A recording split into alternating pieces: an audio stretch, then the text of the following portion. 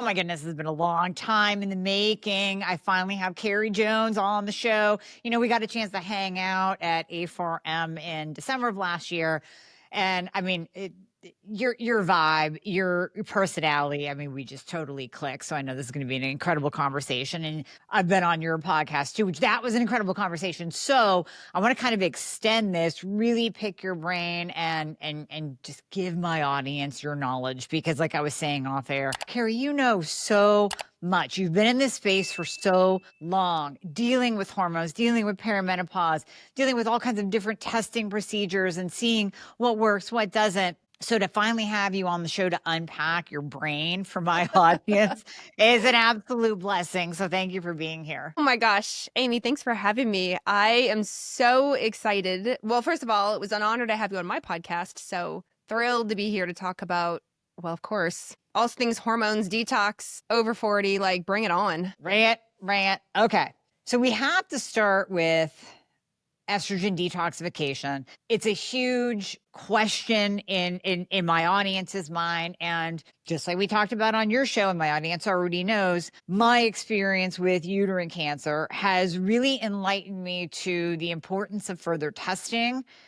And again, we'll start actually with this topic. I have a question for you regarding hormones. This is not to scare women away from using hormones, but to actually help you be aware that you can use hormones even if you don't detox properly, or you have some things on your diet or in your genetics that impair that process. You don't have to say no to hormones and suffer a miserable life through perimenopause and menopause. I want to unpack how to do things properly, and in the process actually pick Carrie's brain and implement a couple of her knowledge-based things for myself, since I don't detox estrogen very well either. Yeah. So on that question, Carrie, I want to kick off by, when you see a woman, and we'll get into what is estrogen detoxification, how do you know, how do you know how you do? But when you see a woman, let's say not methylating, not detoxing her estrogen properly, are you going to tell her, you know what, maybe you need to back off on that estrogen or change your hormones or avoid it completely? No, definitely not. And what's even more fascinating than that is like the same pathways that detox estrogen also detox like environmental toxicants. They're not sole pathways for estrogen. So the estrogen piece is incredibly important. And what's even better is we can absolutely optimize it a lot of times through diet and lifestyle, maybe a dash of supplementation. But also know there are highways for other things as well. So if we open up these pathways and just improve them, you're going to improve detox for everything, not just estrogen. Okay. Beautiful. Thank you for that. We just want to start off with that. Start clarify. Yeah. We don't want women throwing the hormones in the trash like they did, when the WHI study came out. So, okay, estrogen detoxification. What is it? Why is it important? I once did a poll on my social media, and I was like, "How long do you think estrogen lives in the body?" And a lot of women wrote, "Oh, forever." It just recirculates and recirculates. It does not. Estrogen has an exit plan. It needs to get broken down into something that we call water soluble, because the hormone estrogen, the estrogens are fat soluble, so they can cruise around your bloodstream in and out of tissues. They can cruise in and out of your cells very easily. But in order to get rid of them, if you're going to poop them out or pee them out, they have to be water soluble. So detoxification is a 2, if not 3-step process to get them from fat soluble to safe and water soluble and out of the body. Certain pathways of that are, let's say, better than others, less naughty than others. So we're trying to optimize the good stuff and minimize the naughty stuff to get estrogen and really, all your hormones out, but we'll focus on estrogen. Okay. So a woman, let's say, we're going to talk about the perimenopause, menopause cohort that is taking exogenous estrogen in the form of a patch, pellets, cream, however they're taking it. What is that process that it goes through in the body? Just exactly what you just described? Yes. So the estrogen that you make in your body from your ovaries or elsewhere, or the estrogen hormone you take as part of your therapy, as long as it looks just like your own, as long as you're on Bioidentical, it's the exact same pathway. And here's the crazy part. It's the exact same pathways for men as well. So sometimes women listen to this and go, what about my partner? What about my brother? What about my best friend? About my husband? I'm like, it's the same pathways. So if he's struggling with estrogen also, it's the same pathways, which is great to help estrogen get out. But yes, if it's bioidentical estrogen therapy you're on, this whole thing applies. So I wanted to ask that because, in conventional medicine, it's almost like they treat the bioidentical exogenous estrogen as something totally different than what we actually make in our body, as if we should be looking at it differently, as if it processes differently inside of us, as if that exogenous estrogen comes in and starts wreaking havoc as opposed to the estrogen that we naturally produce. And the term bioidentical, interestingly enough, is not a scientific term. It's more of a marketing term. But I think it's one of the greatest, easy to understand descriptions for women. Like, you want a hormone that looks verbatim, like the hormone in your body. That's why we call it bioidentical. Sometimes I see it as body identical, but because, interestingly, of that Women's Health Initiative that you just mentioned, and hormones in general got the stigma of like they cause cancer, they stopped all hormone production or prescription except for the birth control pill. Nobody seemed to have a problem with the birth control pill. And recently I read an article that was a review article looking at the top ways to reduce hot flashes in women. And it was ethinyl estradiol, which is synthetic, with drospirenone. And I was like the birth control pill? Like, yes? Like, what? Did you even look at the patches? Did you even look at the gel? Did you even look at estradiol, what's already in our body? And it's just shocking to me. When men get testosterone, no problem. Generally, no questions asked. Sometimes some labs, not always. Not like we would maybe do. And yet a woman's like, my candidate for estrogen, and it becomes this whole weird blown up thing. And then God forbid they say the word bioidentical, then like, you are clearly weird. The other thing I do want to clarify with bioidentical, it doesn't mean compounded. Not always. Right? Like, I have actually seen OBGYNs sit on stage and go, oh no, I don't prescribe bioidentical because I don't believe in compounding. I'm like, girl, what the patch you have on your lower hip, what do you think that is? It's estradiol. The mist that you spray on your arm, the gel, even the estradiol, 1 milligram tab is bioidentical. It's not compounded. You can get it compounded, but it is totally FDA approved, available at a normal pharmacy right now. And thank you for clarifying. So much. Clarifying that, because, and that does apply to thyroid as well, people. Yes. So Yeah, a lot of people think, that's a great clarification. Okay. So estrogen. Now, with my history, or my recent history of estrogen positive uterine cancer that was taken out. I'm totally clear. I mean, yes, I have circulating tumor cells like we all do, and like anybody does that's had a cancer removed. But in my estate right now, they took out the container that contained the estrogen positive cancerous cells in it. Now, naturally, my oncologist, who says, this was estrogen positive, so you might want to rethink your hormone therapy afterwards and maybe go off of that estrogen. And I'm thinking, wait a minute. You took out the container that was estrogen positive. I realize I still have breasts and that those have estrogen receptors on it as well. But this is the fear that's being put into women, especially after any kind of cancer. And God forbid a woman have breast cancer. My God, good luck getting estrogen then.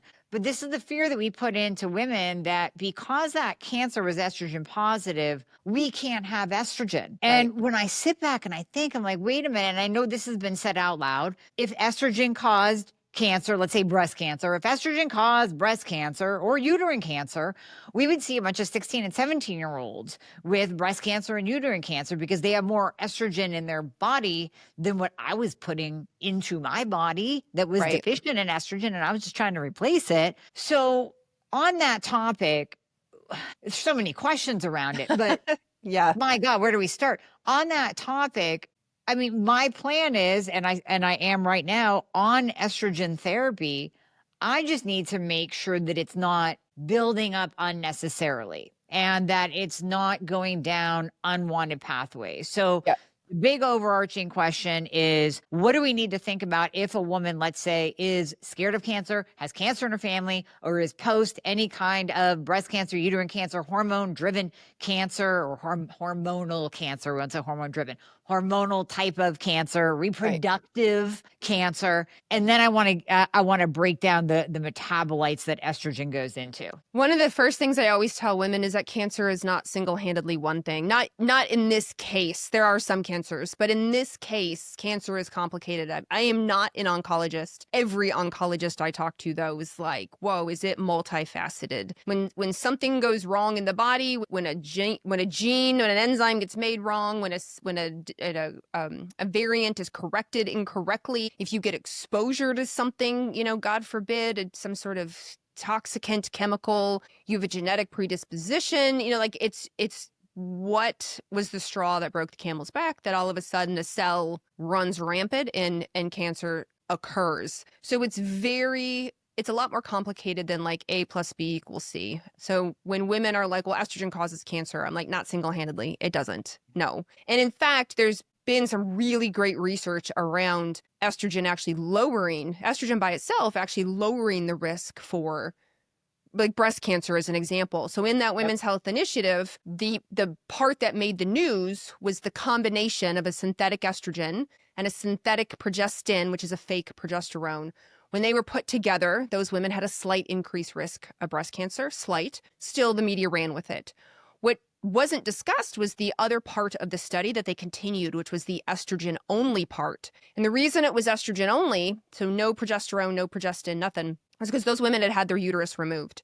They'd had a hysterectomy. So they didn't need a progesterone or a progestin or anything. So they were the estrogen only part, and they actually didn't have an increased risk of breast cancer. And they let that part continue. Even with all the news freaking out and everybody stopping hormones, they continued that part for a long while. And at the end still concluded like, yeah, these women without only doing estrogen don't have an increased risk. Very recently earlier this year, 2025, a study came out looking at a large number of women, and the media headlines again were like HRT, estrogen causes breast cancer, and they completely read it like they read the WHI. It was the estrogen plus the progestin had a slight increased risk of breast cancer over women who had never done hormones. But guess what? Women who've never done hormones, unfortunately, can still develop cancer, right? Right. Did we all know somebody who said, I've never done hormones. I've never been on the birth control pill. Yeah, unfortunately, number one risk, especially for breast cancer, is being a woman. And the same study said that the women who were just on an estrogen, so no uterus, so no progestin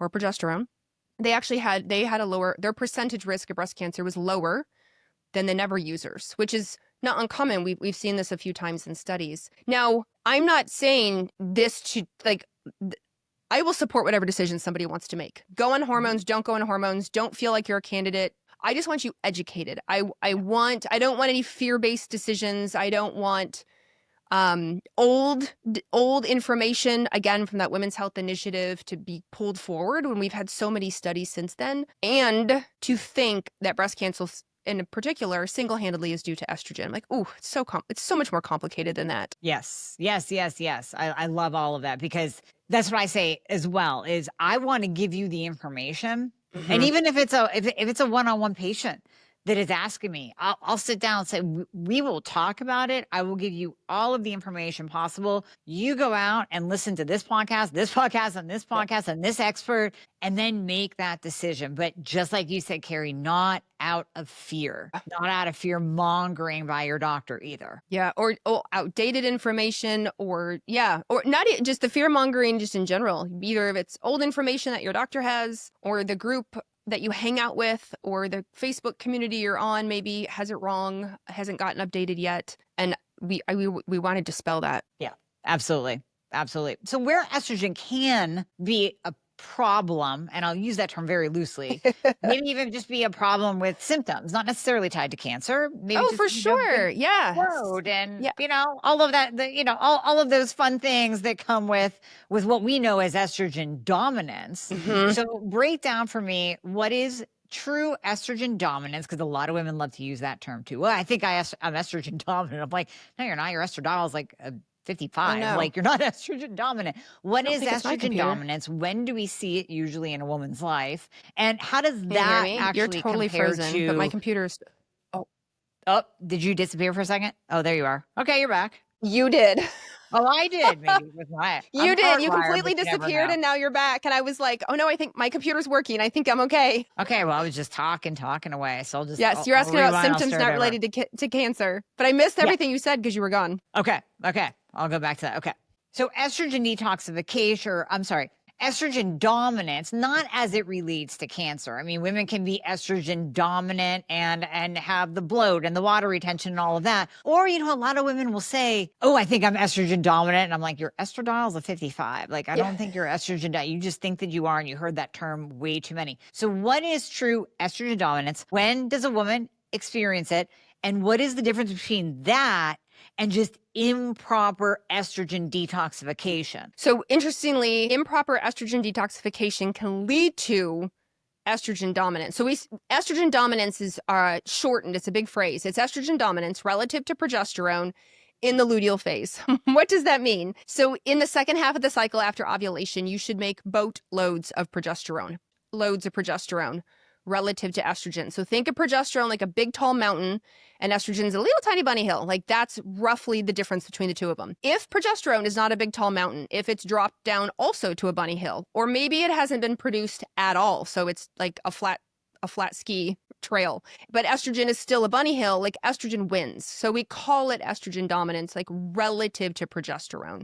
And what can happen when you get this imbalance between your mountain and your bunny hill is that you just exactly as you said, now women can feel things, it's almost like pro-growth. So they're like, oh, my boobs feel big. They feel like I've got like clots. I have heavy bleeding. I'm breaking out. I'm moody. Now, lower progesterone and higher estrogen can cause this basically the same symptoms, but we do know that estrogen can cause things to grow. So this is typically why these women will say, I have such heavy clotty periods. I feel like my boobs have grown a size, etc. So when we're looking at that, I need to know, are you actually making more estrogen?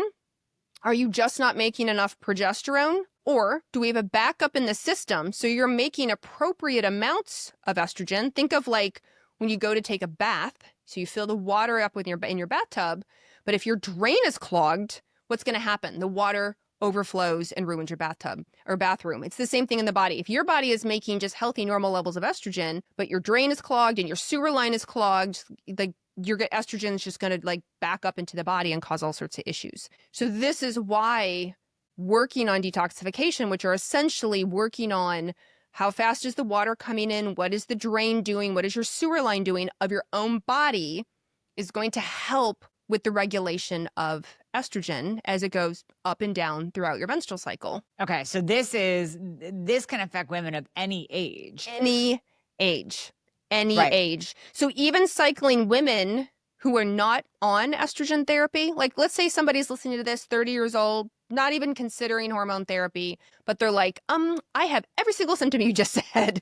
I have all of those. It could be a progesterone issue. It could be an estrogen detoxification issue. It could be both. Now you have somebody listening to this going, well, I'm 55 on estrogen and I'm having some of those symptoms. My boobs feel like they've grown since going on estrogen. I'm like, things are better, but I'm still moody or I'm having acne. Like, is it possible it's my hormones? It definitely could be. It could be. So do we start with the blood test? Do we start just looking at estrogen, total estrogens, estradiol, break it down, estradiol, estrone, estriol, and then progesterone and just kind of go from there? And then of course, testing that in a woman's luteal phase if she is cycling or anytime if she's in menopause. I find most women prefer that route because most women had not had the kind of had any workup. Like, let's just say that. Like, most women, unfortunately, don't get the workup that you or I would do. So when they're getting blood work for the first time, they're often told, well, hormones change every day. We're not even going to test your hormones. And you're like, okay, but except we know in theory, like we have a good idea after ovulation of where it should be. Like I have my target points. So if I can get you to time your blood test at this certain time, if you're still having periods, and a lot of women over 40 still have regular periods for a while, Yeah. then let's do our blood test there and start there. If somebody says, I've been doing testing, or I'm really interested in going deeper, it fits in my budget, I'm ready, that's when we go, I still do blood work because I still need their thyroid, I still need their glucose and insulin and all these other markers. But then I'm like, all right, cool, let's go the next level down, which is to look at a deeper view of estrogen detoxification. My preferred test, which you've mentioned already, is the Dutch test. There are other companies out there. However, that just gives me like, where are your hormones going? I have an idea based on that test. Okay. So we'll get to the Dutch in a second. Staying on blood. Yes. When you look at that estrone and estradiol, are you freaking out if the estrone is higher than the estradiol, or what do you look for in those patterns? I don't use not necessarily freak out, but I'm like, dang it, Concern. dang it, maybe. like yes. Like, I'm glad you came in. I'm glad we're doing some testing. The same if I see there's another marker, estrone S, which is estrone sulfate. So the S part, the sulfate part, means it's going through sulfation. And sulfation is part of detoxification, but we also call it like a holding pattern. So the body puts a little S on it, and then when it needs it later, it can take the little S off, and now it's active and it can go do the thing. So the same thing, if I see a lot of estrone S, which in the body there is a lot, but like more than I expected, and a lot of estrone, estrone and estrone S, it just give me an indication of like, oh, we've got it could be a lot more inflammatory. It could be a lot more problematic. I want to help support getting out the right way, detoxification, essentially. Because estradiol will kind of become estrone and vice versa. They can go back and forth. So estrone and estradiol, so E1 and E2 can go back and forth, but it's a controlled enzyme. We have no control over it. I can't look at your lab work and go, oh, you're in the red on E1, estrone, and you are low on estradiol, and magically push a button and get you to go over to estradiol. Your body is too smart for that. But I can support how your body clears it out of the body, like how we detox. Yeah. Okay. So you look at the blood first. Then, if we can, let's move to the Dutch. Now, you are an absolute Dutch pro. I've listened to so many podcasts of you unpacking the Dutch test. It's amazing at your knowledge. Tell people, just in case they haven't listened to another podcast, on what is the Dutch, what is it, why do we use it, what is it looking at? Yeah, absolutely. And I do want to go back for a second, back to the blood work, because I forgot to say this. Most detoxification happens in the liver. Now, it can happen all over.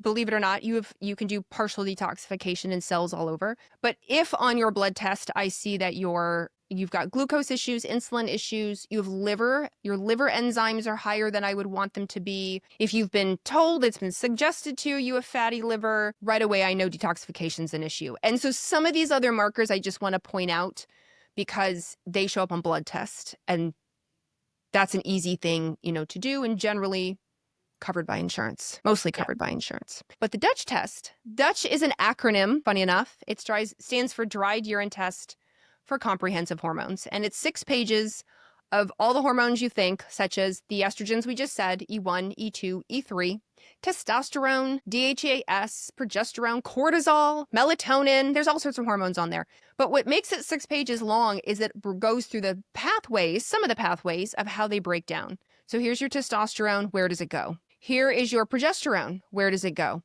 Here are your estrogens. Where do they go? Here's your cortisol. Where does it go? And that's really nice to know where it goes because, again, some of those pathways I'm all about, and some of those pathways cause side effects or increase the risk for cancer development. So by knowing this information, if you don't have your genetics, this can be so helpful. This is real time to me. Okay.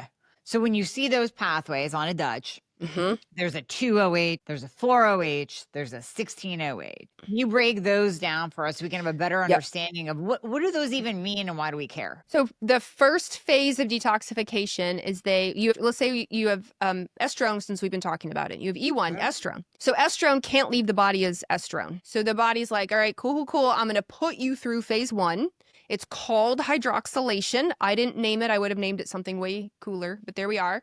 And they put a little OH group on it, a hydroxyl group. So estrone goes through a mommy makeover and becomes and through these pathways. And when you go through the pathways, you have 3 options. We're still in phase 1. Estrone can go through the 2, the 4, the 16 pathway, as you just said, and that puts an OH group on it. The 2 pathway is the better pathway to go through. It's the more stable pathway. The 4 pathway is the naughty pathway. If the 4 pathway continues, if you keep going through the benchmarks and nobody stops you, then you can be at risk for DNA damage, carcinogenesis, cancer cause, etc. The 16 pathway is kind of a gray area pathway. It's a super big, think of it like a 16-lane highway. It's a big detoxification pathway in your body. It's one of your big main ones.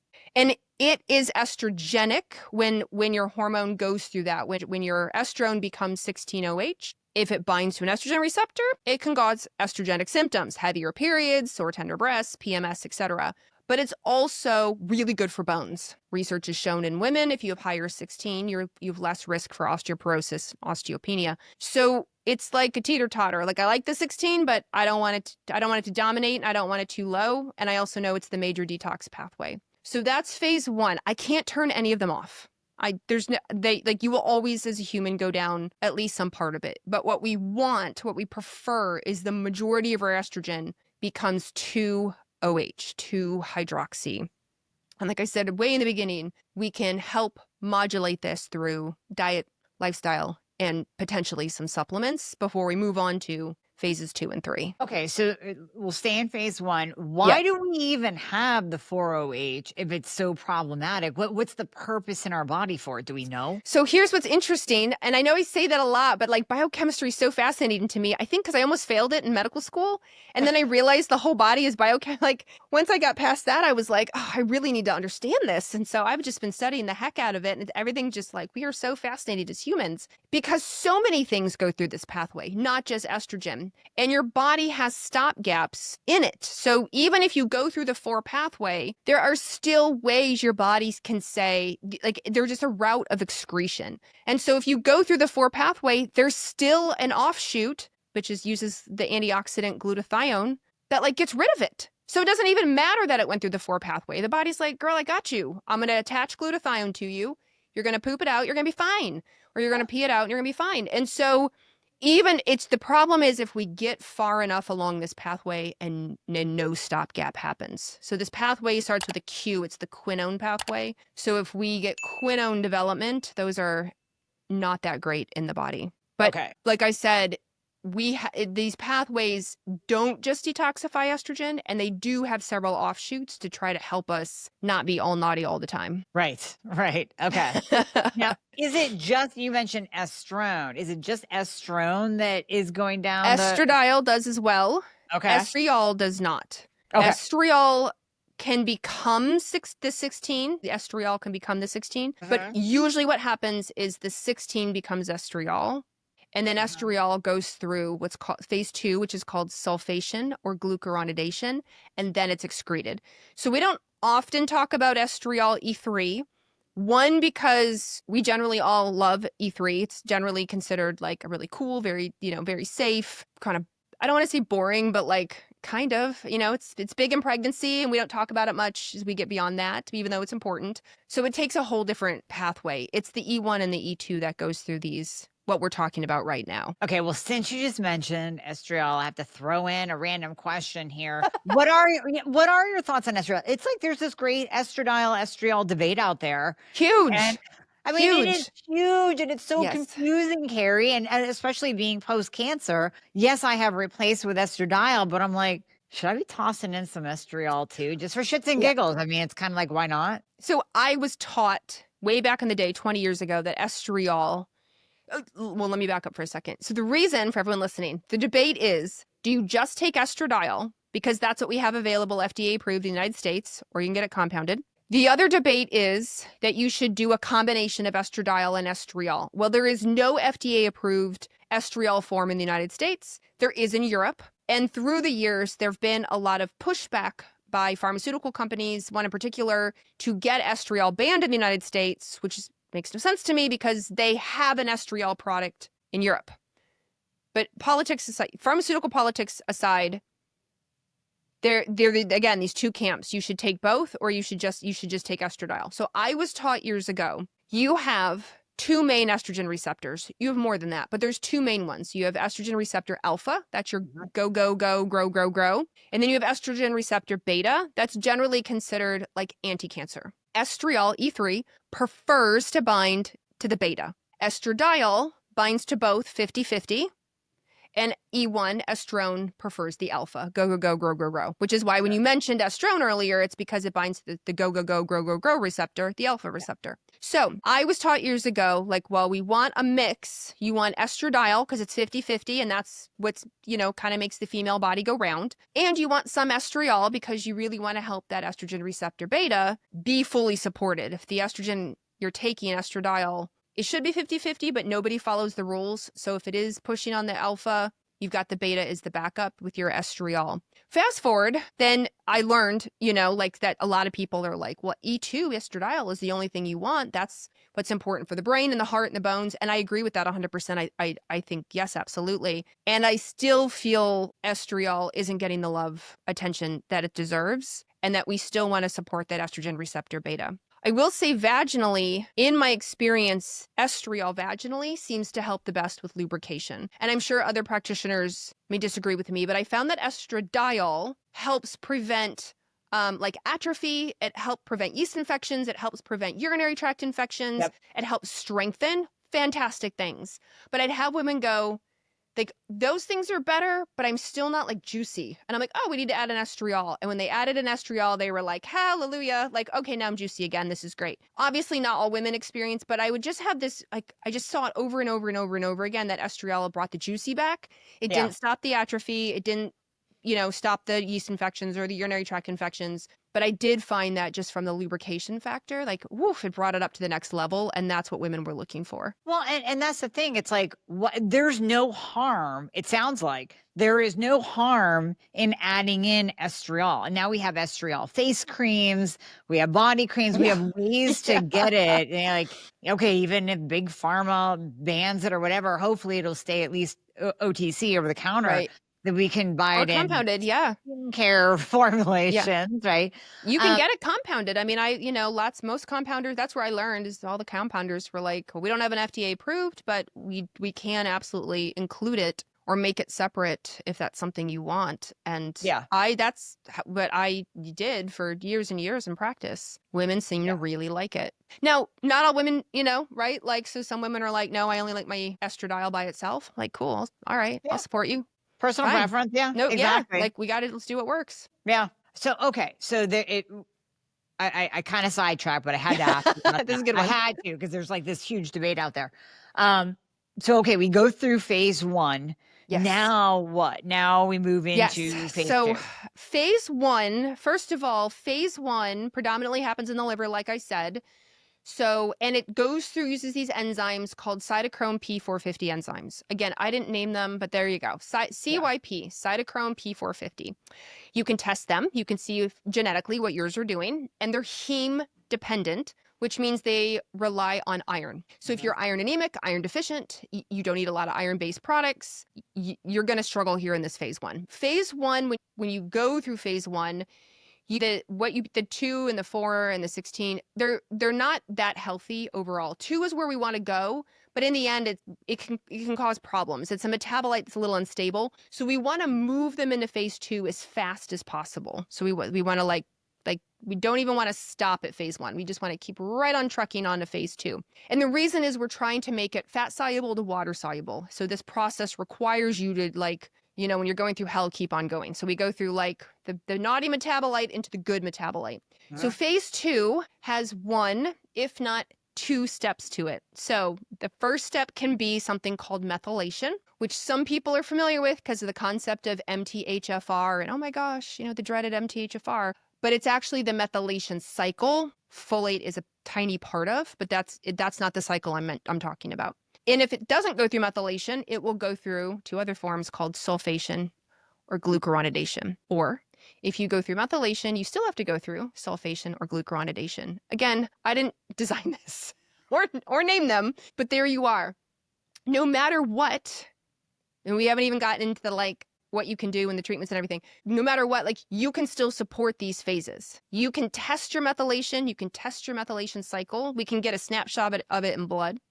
We can evaluate your sulfation to a degree because we can do estrone S testing. We can do DHEAS in the blood. Like we can kind of get an idea of how do you sulfate or not. And then we can work with that. But when we go through into phase 2, you're now considered water soluble and you're very safe. You're a very safe molecule in the body. So this is what we want to get you to. Okay. So we move through phase 2. Yep. And are we seeing that on the Dutch too? Are we seeing phase 2 or just phase 1? So you are seeing part of phase. So you see phase 1, and then you will see methylation, which is phase 2. Because Dutch is a urine test, that means it's already gone through phase 2 into phase 3. So what Dutch has done is they've pulled all the molecules, so it'll be that have gone through sulfation or glucuronidation. So they'll have little S's and little G's on them, and they just take them off, and then they report essentially like the step right before. Okay. So it's on the actual paper you see up to methylation, but because I worked there for so long in concept, I'm like, oh, I know it's sulfation and glucuronidation we're actually looking at. Yeah. I know. Yeah. But for everyone listening, you can see up to methylation. You can see, okay, you can see up to it. And then but phase 3, well, what is phase 3? Phase 3 is the active leaving the body. So that's your sewer line. That's when you poop it out or you pee it out. And because Dutch is a urine test, then it's the pee it out part. If you've done any kind of stool testing, you've pooped in a cup for science, there's a marker on there that we look at, like the microbiome markers, the dysbiosis markers. We look at a crazy enzyme called beta glucuronidase, which plays with that phase 2 glucuronidation. So we can evaluate like how well does it go out of your stool or does it get reabsorbed back into your body. If you're listening to this going, well, I have constipation, well, you've got a clogged up sewer line, so you're just going to get it back in your body. So that's phase 3. That's the actual literal exit out of the body. So people who, and I mean, this is prevalent in thyroid disease when they're not being treated properly and they're constipated. So people who are not pooping once, preferably 2-3 times a day, you don't even start right there. Start right there. You're not even, you're not even detoxifying at the end. So you are absolutely going to become estrogen dominant or have a backup in your system through the detoxification pathways because you're not even excreting it at the end. Are you there? Yep. Yeah. I'm back. You froze. Okay. Okay. Okay. Yeah. So if you're not going to the bathroom, you're already starting right there with issues. You're going to be estrogen dominant. You're going to have issues detoxifying. Yes. Yes. Yeah. Don't even spend the money on the Dutch test or a stool test or any. Don't spend the money. We have to get you pooping.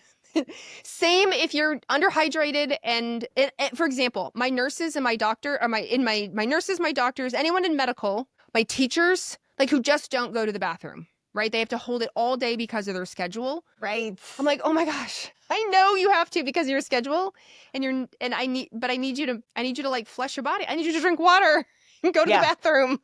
Yeah. We need to get things moving here. Like the kids can wait. Yes. Seriously. Yeah. Yes. Yes. Okay, so that's the end. So now let's go back and what can we do? You mentioned lifestyle changes. You mentioned some supplements that we can add in. Yep. So I'm going to ask about myself. Let's start there in that phase 1.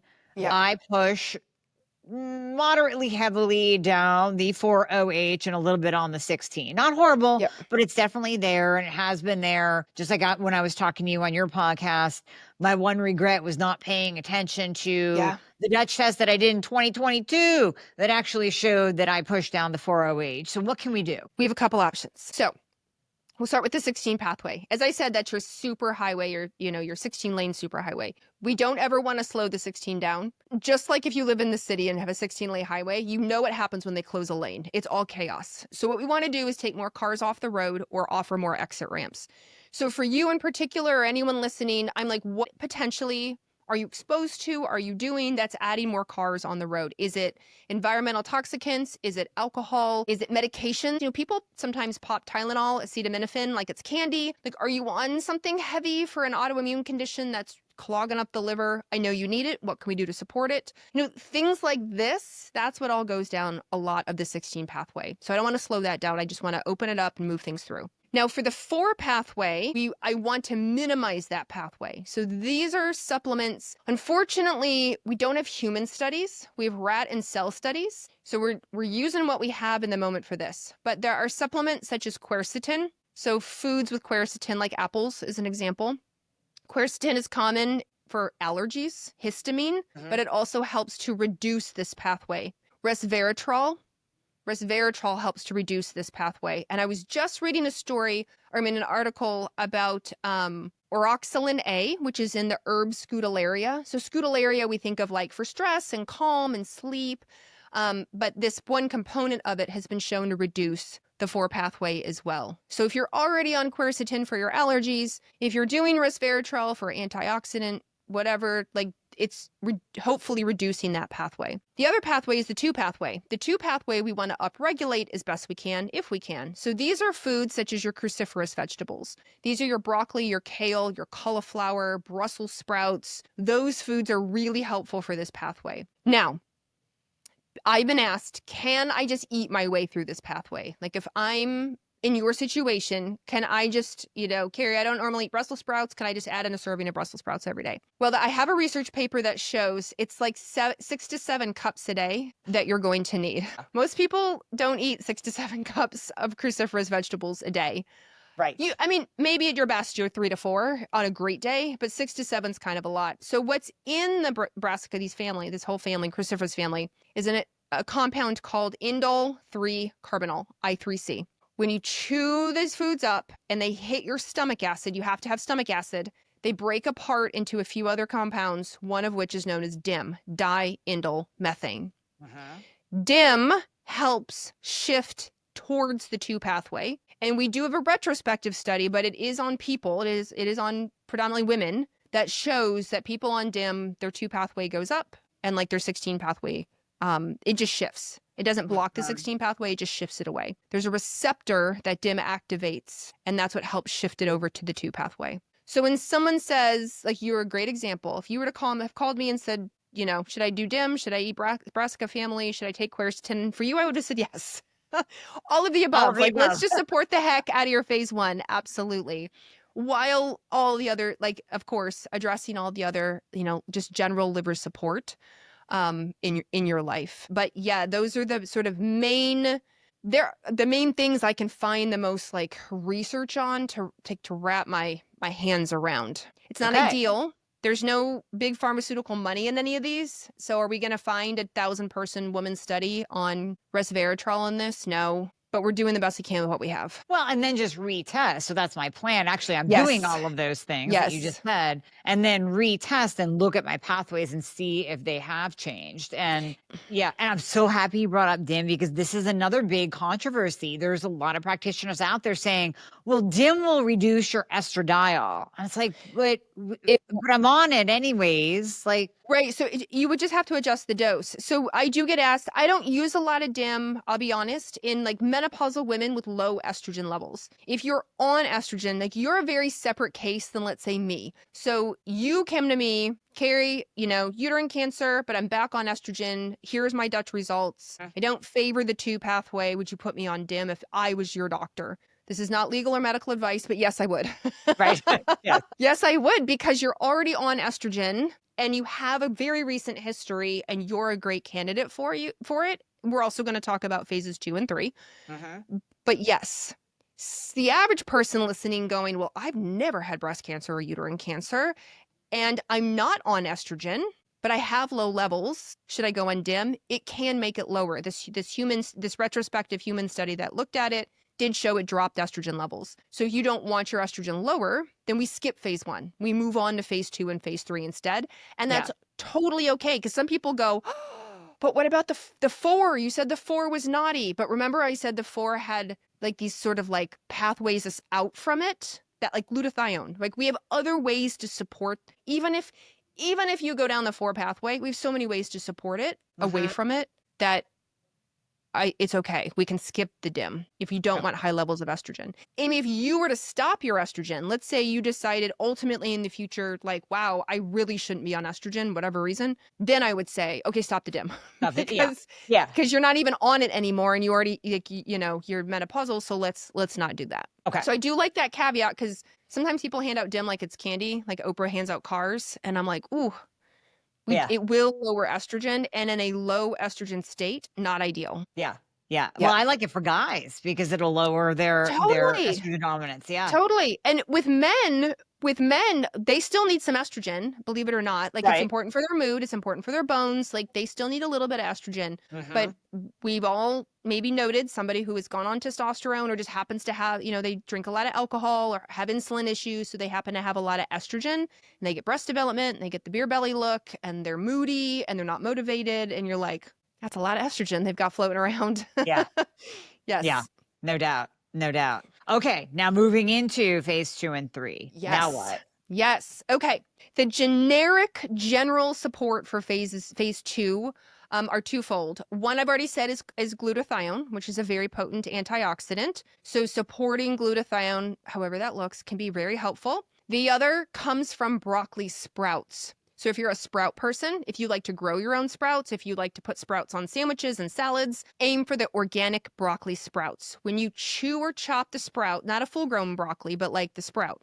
When you chew or chop the sprout, these two compounds come together, and like Superwoman, they turn into something called, again, I didn't name it, sulforaphane. Sulforaphane, with S-U-L, sulforaphane, helps open up or activate something like 200 phase 2 enzymes. So remember earlier I was talking about like water and drains and sewer lines. Sulforaphane helps open up some 200 drains, bathtub drains, shower drains in your body. So, which is great. And included in that 200 are the drains for estrogen. So add in broccoli sprouts, grow organic broccoli sprouts on your counter, or it does come as a supplement, and you can add that in. It will help with the drain part of detoxification, whereas glutathione helps neutralize over here. Sulforaphane opens up drains. So that's the first, like the most basic. Yeah. When we're talking about methylation uses a lot of nutrients. So methyl B vitamins, B2, B3, B6, B12, methylfolate, choline, like in egg yolks. So are you able to eat egg yolks? Can you eat egg yolks? Trimethylglycine, which is TMG. Trimethylglycine is a supplement, but like it has that word methyl in there. Very important. Zinc. Zinc is helpful. Are you eating foods with zinc in them? How is your zinc doing? These all help move that system around. But the main cofactor is magnesium. Magnesium, which is like hundreds of reactions use magnesium, including estrogen detoxification. So are you getting enough magnesium? Are you eating enough magnesium? Do you maybe need to add in some more magnesium? That's like the main cofactor. And so you can see right away where food as nutrition is super important. And then are you absorbing it? And if not, we can add in a little here and there to help. Well, that's easy to do. I mean, that's not like a big confusing protocol just to help with detoxification. It's not. And I've listed off a lot of things. I don't want people to think you have to do all 20 things I said at all. No. Definitely start with the colon. Are you pooping? Are you hydrated and peeing, right? Like we start there. Then we go food as nutrition. Or do you eat cruciferous vegetables? And I understand with the thyroid fear, people are like, well, I don't eat them because of my thyroid. Slightly cooked, steamed, foods, broccoli sprouts, really helpful. Are you able to do that? So then we check like, what's the alcohol look like, right? What's the medication look like? What is your glucose doing? Is it possible you have fatty liver? Like we got to work on some of these things. What are you being exposed to? What are you putting on your body, in your body, around your body? Start reading labels, right? Like, and like so far we haven't spent any money. I'm just evaluating what you're doing.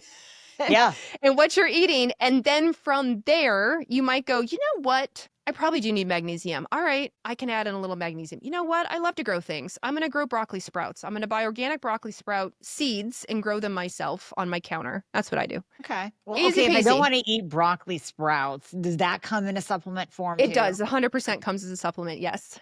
Okay. Well, that's good. And I have those too for when I travel. Yes. Or when I'm not home and can't like tend to my sprouts. But yes, you can take it. That was the same. Some people are already on glutathione, right? Their doctor practitioner already has them taking glutathione or N-acetylcysteine, NAC. And so some of these things, people listening may be like, oh, check. I'm already doing some of these, or I'm already taking a B complex. Let me read the label. Oh, look at that. B2, B3, B6, B12, methylfolate. Like, okay, check. Got it. And that's what makes it really nice. A lot of times we're already doing, we just maybe have to amp it up. Yeah. And if you're not doing, like, all right, let's double down. Yeah. I love that. Okay.